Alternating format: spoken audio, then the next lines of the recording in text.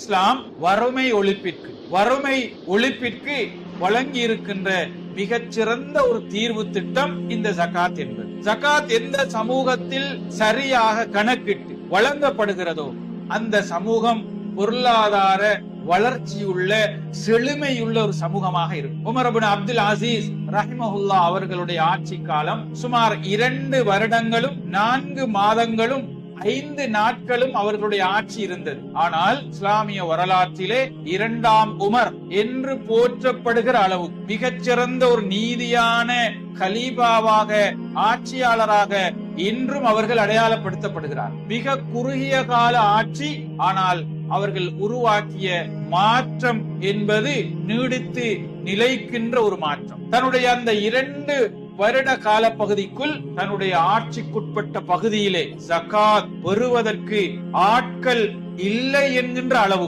வறியவர்கள் இல்லாத ஒரு சூழலை உருவாக்கினார். சுமார் 2 வருடங்களுக்குள்ளால் மிக நேர்த்தியான ஜகாத் வசூலிப்பும் பங்கீடும் செய்யப்பட்டதன் விளைவு செல்வந்தர்கள் தங்களுடைய ஜகாத்தை எடுத்துக்கொண்டு ஏழைகளை தேடுகிற சூழல் உருவானது. அதனால் உமர் இப்னு அப்துல் அசீஸ் ரஹிமஹுல்லாஹ் அவர்கள் ஜகாத் பங்கீடு செய்வதற்கான முறைகளை அந்த சாராரை இன்னும் விரிவுபடுத்த முயற்சித்தார். ஏன் ஜகாத் வழங்குவதற்காக அல் குர்ஆன் அடையாளப்படுத்தப்பட்ட சாராரை தாண்டி அதை பெறுவதற்கான மனிதர்கள் இல்லாத போது ஏனைய திட்டங்களுக்கு அதை பயன்படுத்துவதற்காக அதை விரிவுபடுத்திக் கொண்டார்கள். அந்த அளவுக்கு ஒரு பெரும் செல்வ செழிப்புள்ள ஒரு நிலையை இந்த ஜகாத்தின் ஊடாக உருவாக்கினார். கண்ணியத்துக்குரியவர்களே, எப்போது அது சரியாக கணக்கிடப்படுவதும் முறையாக பங்கீடு செய்யப்படும்.